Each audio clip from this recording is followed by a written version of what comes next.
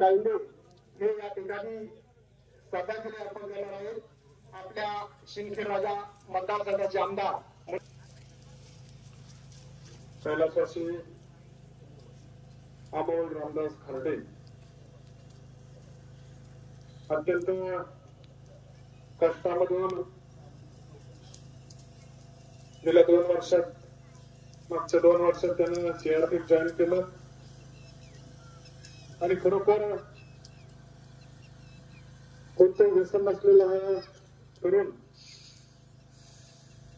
सगळ्यांशी चांगला वागणारा आणि इथे उपस्थित असलेल्या एकालाही वाटत नाही की त्यांना असं काही करून घेतलं तर असाच स्वभावाचा तो होता.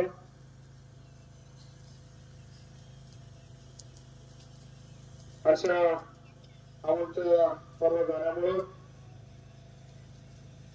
खरं तर बातमी मिळाल्यानंतर धक्का बसला की अशी घटना कशी घडली. अनेक शंका कुशंका त्यामध्ये उत्पन्न झाल्या. आजपर्यंत त्या शंकांचं निराकरण त्याच्यावर झालं नाही. परवापासून सातत्यानं गावकरी असतील परिसरातील सर्व नेते मंडळी असेल त्याचा तपास करण्याचा प्रयत्न करतायत.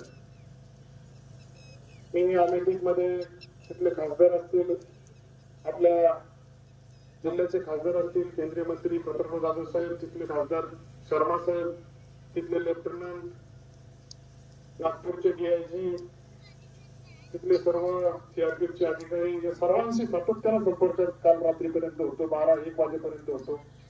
आपल्या एसपीचे होतो कलेक्टरचे होतो. शेवटपर्यंत कुठेतरी सलामी दिली पाहिजे अशी भावना आमची सर्वांची होती. परंतु तो आता शेवटचा विषय आपण निश्चितच त्याचा पाठपुरावा करणार आहोत आणि अमोलचं हे बलिदान त्या ठिकाणी व्यर्थ जाणार नाही असं हीच एक श्रद्धांजली ठरणार आहे. त्यामुळे जोपर्यंत सत्यता समोर येत नाही तोपर्यंत आपण लढणार आहोत.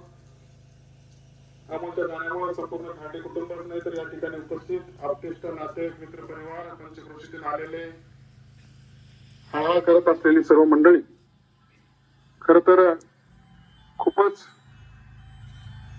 या दुःखाला कोणत्याही शब्दात या दुःखाचं वर्णन करता येणार नाही असं दुःख आपल्या सर्वांवर कोसळलं. परवा दिवशी जेव्हा घटना घडली अमोलचे वडील पारायण त्या ठिकाणी करत होते आणि तेवढ्यातच त्यांना ती बातमी समजली.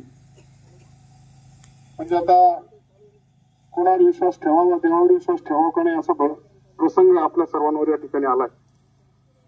अमोलच्या जाण्यामुळं जे दुःख संपूर्ण कुटुंबावर कोसळलं त्या दुःखातून ईश्वर सर्वांना सावरण्याची शक्ती देऊ आणि त्याच्या आत्म्यास ईश्वर चरणी चांगली जागा लाभो चिर शांती लाभो अशी मी आपल्या सर्वांच्या वतीने श्रद्धांजली अर्पण करतो आणि थांबतो.